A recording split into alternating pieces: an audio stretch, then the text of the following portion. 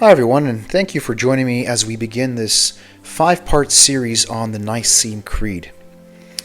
Today we'll embark on a journey through history, looking at how one of the most important statements of Christian faith came into existence. The Nicene Creed is not just a theological document, it's a profound historical artifact that reflects centuries of conflict, debate, and ultimately unity in the early Christian church. To understand the significance of the Creed, we need to explore the historical context in which it was created, the key events that led to its formation, and the way it has shaped Christian belief ever since. And so let's start by traveling back in time to a period when the church was still defining its identity and grappling with questions about the nature of Jesus Christ and his relationship with God the Father. So after the death and resurrection of Jesus Christ and the establishment of the early Christian communities, the church spread rapidly throughout the Roman Empire. However, with this expansion came challenges. Christians were living in a diverse world filled with different philosophies, religions, and cultural influences. This diversity of thought led to various interpretations of key Christian teachings, especially regarding the nature of Jesus Christ.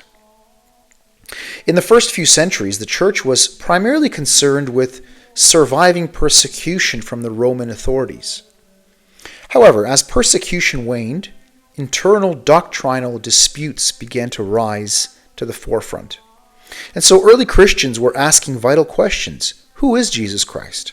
How does he relate to God the Father? Is he divine, human, or both? So these questions were not simply academic debates. They went to the heart of the Christian faith. Different schools of thought, especially in places like Alexandria, Antioch, and Rome, developed their own answers, sometimes leading to sharp disagreements. One of the most important controversies of this period revolved around the teachings of a priest named Arius from Alexandria, Egypt. Arius presented a view of Christ that would eventually lead to the first major crisis in Christian theology.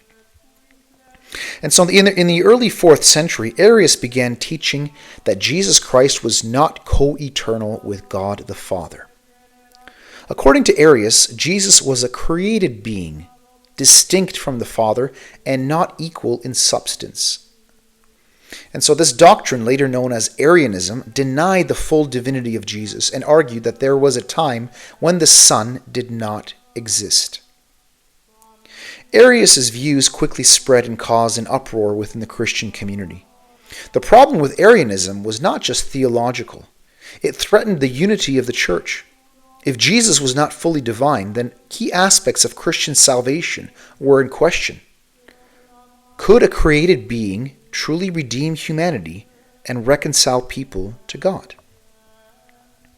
And so this controversy caught the attention of Emperor Constantine, who had recently converted to Christianity and was deeply concerned about maintaining unity in his empire. In Constantine's mind, a divided church would lead to a divided empire. He was determined to find a solution to the Arian dispute and called for an ecumenical council to address the issue. In 325 AD, Constantine convened the First Council of Nicaea in the city of Nicaea, modern-day Iznik, Turkey. This council was the first of its kind, a gathering of bishops from all over the Christian world to settle a critical theological dispute. Around 300 bishops attended, representing the global Christian community. At the heart of the council's discussions was the question of Jesus' nature. Was he divine, or was he a created being, as Arius claimed? The debate was intense, with bishops from different regions passionately defending their positions.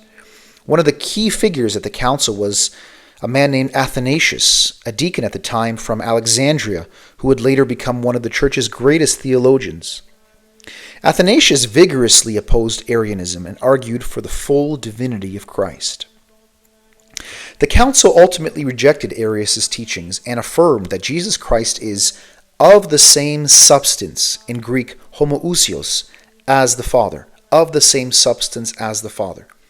This was a pivotal moment in Christian history because it established the doctrine of the Trinity, affirming that the Father, the Son, and the Holy Spirit are three distinct persons but of one essence. And so to formalize this decision, the Council produced what we now know as the Nicene Creed. The original form of the Creed declared that Jesus Christ is the only begotten Son of God. He's begotten, not made. He's of one substance with the Father, true God from true God. And so this was a bold statement, intended to put an end to the Arian controversy. However, while the creed was adopted by the council, the controversy did not end there. Even though the First Council of Nicaea condemned Arianism, the debate did not simply disappear. In fact, the controversy continued for several decades. Many bishops and theologians still supported Arius' views, and there were periods when Arianism even gained the favor of certain emperors and political figures.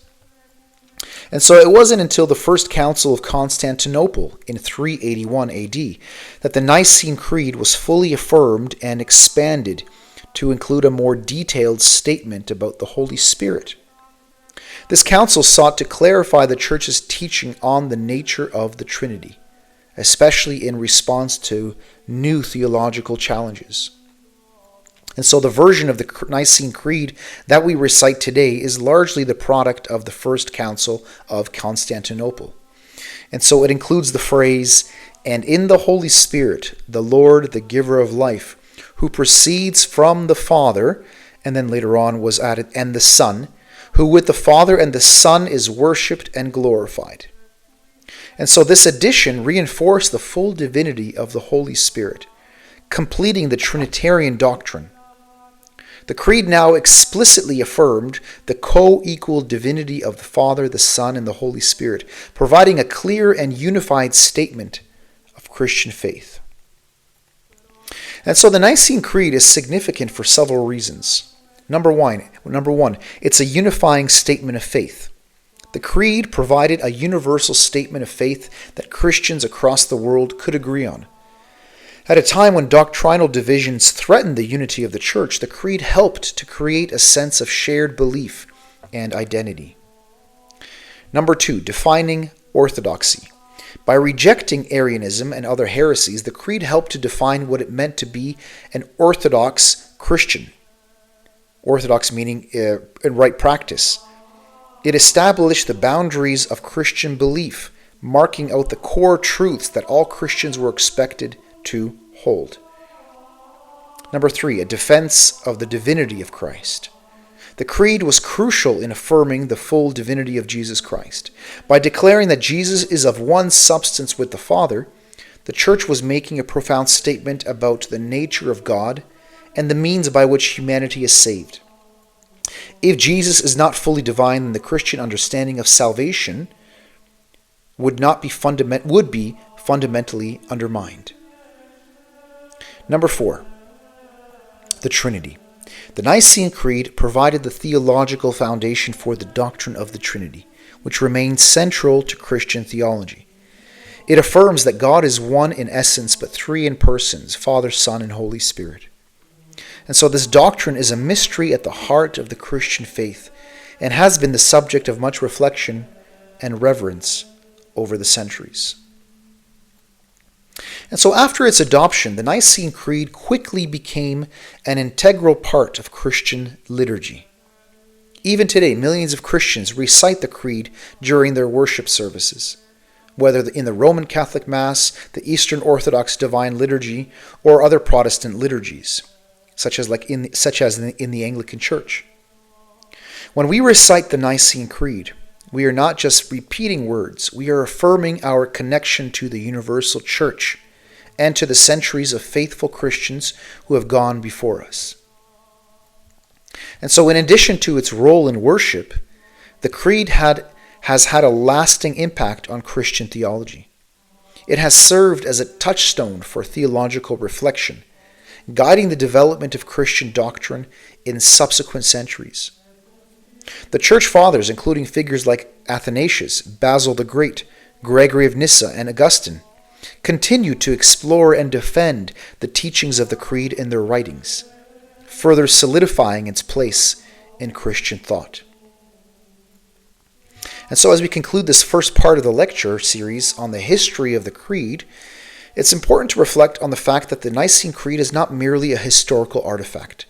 It is a living expression of our faith. It was born out of a time of great theological turmoil, yet it has endured for nearly 1700 years as a symbol of Christian unity and orthodoxy.